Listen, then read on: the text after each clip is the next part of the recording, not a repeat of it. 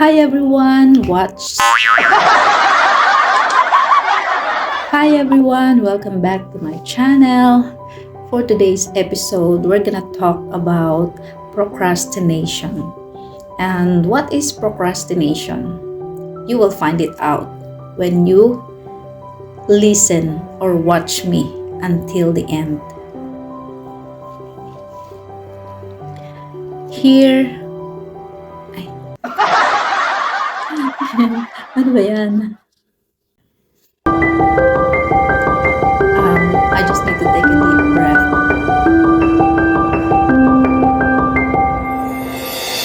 Right, and let's continue. So, you know the feeling when you have so many plans in your mind, but your body just doesn't move. Okay? So, you say, I'll start tomorrow. But tomorrow keeps moving and suddenly weeks, even months pass. And that is procrastination. Not laziness, but a silent trap. Alright? Nanggaling din ako sa pagiging ganyan. Kaya nga umabot na ako sa ganitong edad parang feeling ko yung achievement ko kukunti pa. Kailangan ko pang hanapin yung mga achievements na yon.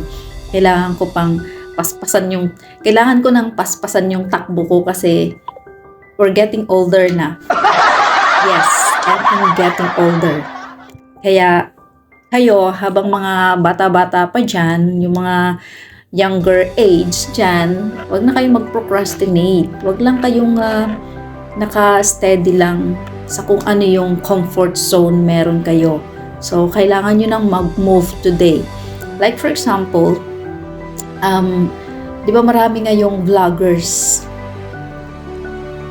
Isa na ako dyan, pero I'm not a big vlogger pa. Marami ngayon na nakakapag-aral dahil nagbablog sila.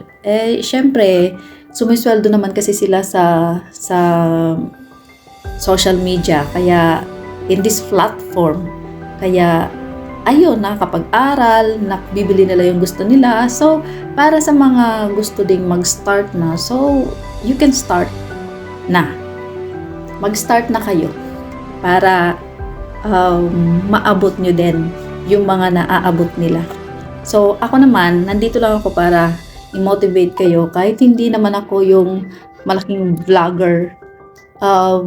Yung mga nakakapanood lang sa akin, yun lang din yung mamomotivate ko para makatulong din sa inyo.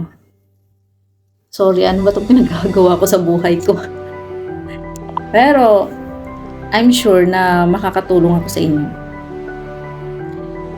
Okay. Let's continue to what we are discussing. Pero kasama yun sa discussion natin. Diba? So, don't say, I'll start tomorrow. You have to start today. Alright. Okay. I've been there too. Like what I said. Na talagang sobrang mapag-procrastinate ako before. Then, sobrang overthinking talaga, doubting, waiting for the perfect time. But, here's the truth. The truth, there is no perfect time. The longer you wait, the heavier it feels to start. Right? Kasi habang pinatatagal natin yung gagawin natin, yung mga dapat nating gawin, yung mga plans natin, lalong ang hirap-hirap ng simulan kapag tumagal na, kapag lumipas na. Yung eagerness mo na magawa mo from the first time, pag lumipas na yun, nawawalan ka na ng gana. So, kaya pagka may plans ka, gawan mo na agad ng paraan. Kailangan mag-move ka na habang yung energy mo nandun pa.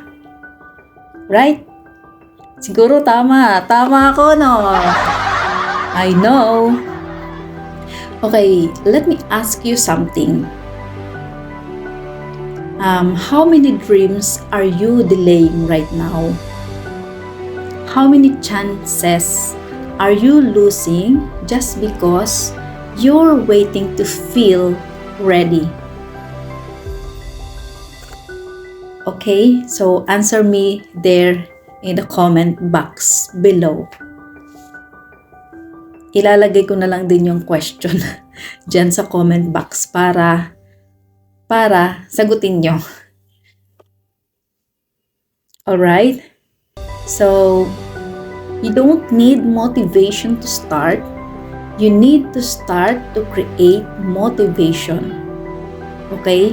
Kasi yung motivation is motivation lang yun. Kumbaga, yung mga naririnig lang natin, motivating you, your energy, para lang kumilos ka. Kagaya ng mga pinagsasabi ko dito.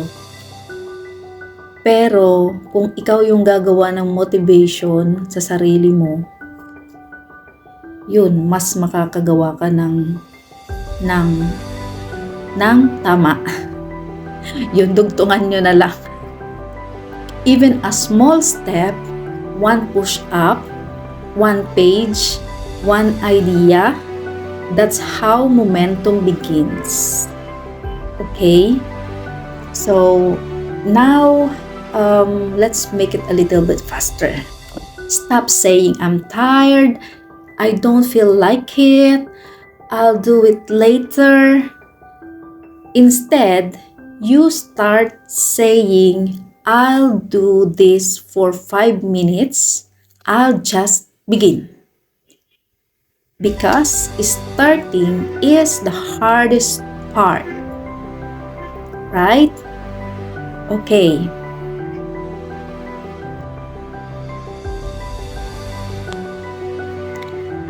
Your future self is watching you right now, waiting, hoping that you finally take action.